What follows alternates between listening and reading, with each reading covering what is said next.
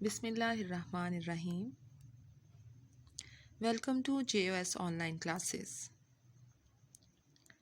Let's start maths. Students, now we start further trigonometry.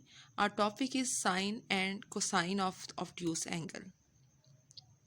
First of all, we discuss the obtuse angle. Here, an obtuse angle has a measurement greater than 90 degree but less than 180 degree. However, reflex angle measures more than 180 degree but less than 360 degree. हमारे पास अगर ये angle straight line पर आ रहा है, ये देखें, अगर हमारे पास ये स्ट्रेट लाइन पर आएगा, जैसे स्ट्रेट लाइन होती है 180 की, तो हमारे पास वो लेस देन 180 होगा. यहाँ पर देखें, ये स्ट्रेट लाइन पर अगर है तो ये लेस देन 180 है, बट ये ग्रेटर देन जो है वो 90 है. ग्रेटर देन 90 है और लेस देन 180 है. और यहाँ पर अगर रिफ्लेक्सिव एंगल है, ये रिफ्लेक्स एंगल आ रहा है और यहाँ पर ये हमारे पास 360 डिग्री से लेस देन है. क्लियर हो गया. और ग्रेटर देन 180 हो गया.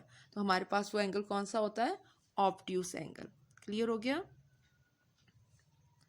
नेक्स्ट हमारे पास है एग्जांपल्स आ रही है ऑब्ट्यूस एंगल की.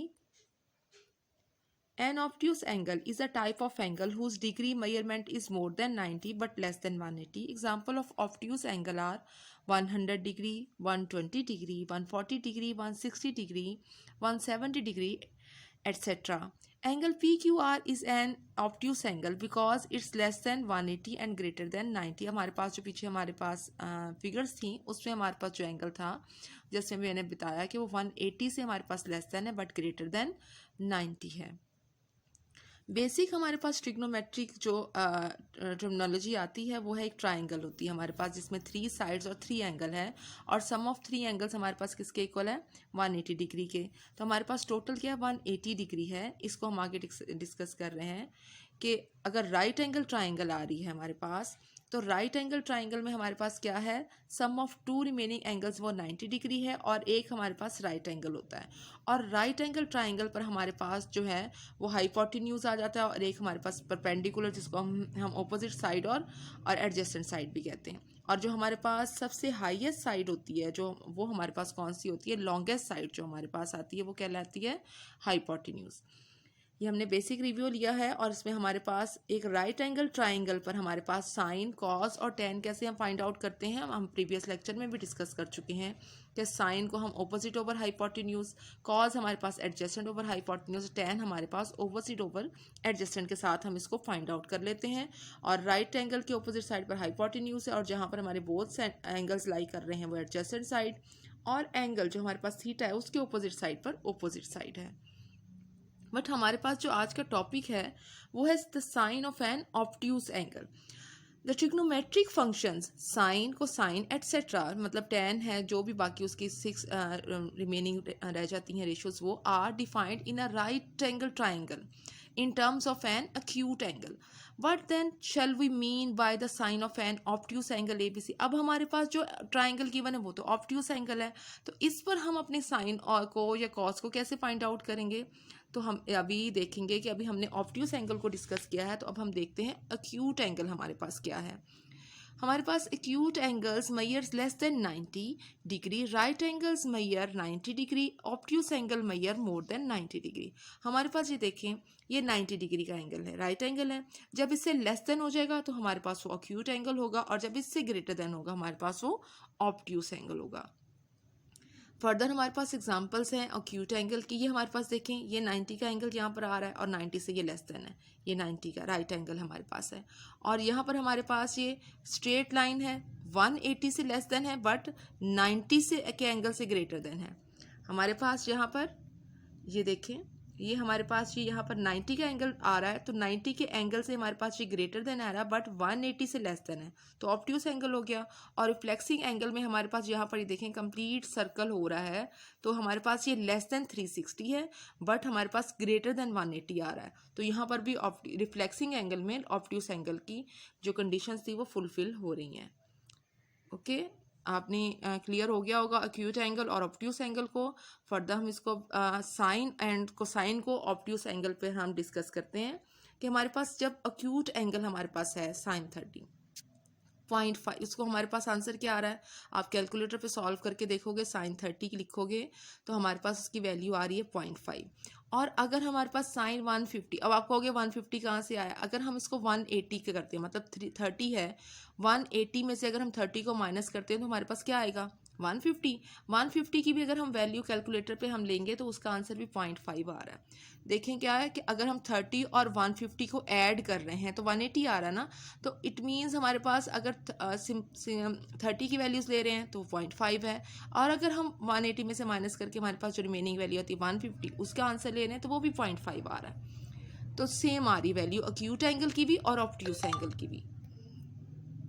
सेकेंड हमारे पास है साइन 10, हमारे पास आ रहा है 10 डिग्री है, तो हमारे पास 10 डिग्री को हम स्टूडेंट्स हमारे पास ये साइन 10 डिग्री है, इसकी अगर वैल्यूज़ हम कैलकुलेटर पे देखते हैं तो हमारे पास आ रही है 0.174, एंड अगर हम 180 में से 10 को माइनस कर रहे हैं तो हमारे पास क्या बचता है 170। तो 170 की वैल्यू ले रहे हैं तो वो भी 170 हमारे पास कौन सा एंगल बना, ग्रेटर देन 90 आ रहा, तो ऑब्ट्यूस एंगल हो गया, उसकी भी वैल्यू सेम वही आएगी, आप इसको कैलकुलेटर पे चेक करके देख सकते हो। तो हम इसको इन जनरल लिख सकते हैं कि साइन थीटा, कोई भी हमारे पास एंगल को हम थीटा से डिनोट करते हैं ना, तो अगर हमारे पास वो किसके इक्वल हो रहा है साइन इंटू 180 माइनस थीटा, अगर हम उसको 180 में से माइनस करते हैं तो हमारे पास इक्वल आता है, मतलब right hand side left hand side के इक्वल आ रही है। साइन ये देखें साइन 10 है तो उसकी जो आंसर आ रहा है अगर हम 180 में से माइनस करके उसको लेते हैं तो उसका भी आंसर सेम आ रहा है। ये साइन में हमारे पास कंफर्म हो गया उसका एक फॉर्मूला। सेकंड हम कोसाइन को लेके सॉल्व करते हैं, अगर हम कोसाइन कॉस 60 लेते हैं एग्जांपल है हमारे पास, तो उसकी वैल्यू आ रही 0.5, और अगर 180 में से हम 60 को माइनस करते हैं तो क्या आता है कॉस 120, और इसका आंसर आप चेक करो तो क्या आ रहा है, इसका आंसर हमारे पास नेगेटिव आ रहा है। यहाँ पर 0.5 है बट यहाँ पर नेगेटिव 0.5 आ रहा है। सेकेंड एग्जाम्पल में चेक करते हैं, कॉस 20 का आंसर आ रहा है 0.940 एंड कॉस 160 कहाँ से आएगा, अगर हम 180 में से 20 को माइनस करते हैं तो 160 आएगा ना, उसकी वैल्यू लेंगे तो हमारे पास आ रही है फिर नेगेटिव। तो यहाँ पर हमारे पास कंक्लूजन आया कि जब हम कोसाइन का फॉर्मूला हम ऑब्ट्यूस एंगल पे लेते हैं तो वो क्या हो जाता है, कॉस थीटा किसके हमेशा इक्वल होगा minus cos into 180 minus theta. Clear हो गया, एक हमारे पास ये है, हम इसको समराइज कर रहे हैं नेक्स्ट स्लाइड पर, वो है नंबर 1, हमारे पास 2 फार्मूलाज आ गए हैं ऑब्ट्यूस एंगल पर। नंबर 1 हमारे पास है साइन ए, तो हमारे पास 180 माइनस ए आएगा, और हमारे पास कॉस ए है तो माइनस कॉस नेगेटिव हमारे पास 180 माइनस ए हो जाएगा कॉस में, जब भी हम ऑब्ट्यूस एंगल के साथ लेंगे। एग्जाम्पल के साथ इसको हम और क्लियर कर सकते हैं इस कॉन्सेप्ट को। फर्स्ट है साइन 110, ये हमारे पास कौन सा एंगल आ रहा है, ऑब्वियसली ऑब्ट्यूस एंगल है, ये हमारे पास ऑब्ट्यूस एंगल आ गया। तो हमने इस ऑब्ट्यूस एंगल को किस में कन्वर्ट करना है, एक्यूट एंगल में। कैसे करेंगे, तो 180 माइनस 110 करेंगे तो आ गया साइन 70, उसकी वैल्यू लेंगे 0.94 आ गई। कॉस 175, देखिए साइन पॉजिटिव रहा क्योंकि हमारे पास साइन पॉजिटिव है, हम पहले इसको एग्जांपल में बता भी चुके हैं कैसे आया। कॉस 170 है तो जब हम कॉस को ऑब्ट्यूस को जब हम एक्यूट एंगल में कन्वर्ट कर रहे हैं तो हमारे पास क्या होगा, हमेशा नेगेटिव में आएगा, तो माइनस कॉस हुआ, 180 में से 175 को माइनस किया तो हमारे पास आ गया कॉस 5, और ये रही इसकी वैल्यू। ओके स्टूडेंट, आपका होमवर्क है आज का कि आपके पास use calculator to complete the following statements हैं। कॉस 30 आपने फाइंड आउट करना है, इसकी वैल्यूज़ को आप कैसे फाइंड आउट करोगे, कॉस 150 की वैल्यूज़ को, और आपके पास आगे ये इसका एग्जांपल दी, इसको आपने ये फिल इन दी ब्लैंक्स को कंप्लीट करना है। क्लियर हो गया, इंशाल्लाह ताला आपने इसको फॉलो किया होगा सारे स्टेप्स को, एक्यूट एंगल को और ऑब्ट्यूस एंगल को भी अंडरस्टैंड किया होगा, तो आप इसकी प्रैक्टिस करोगे और भी क्लियर हो जाएगा। थैंक यू, अल्लाह हाफिज़।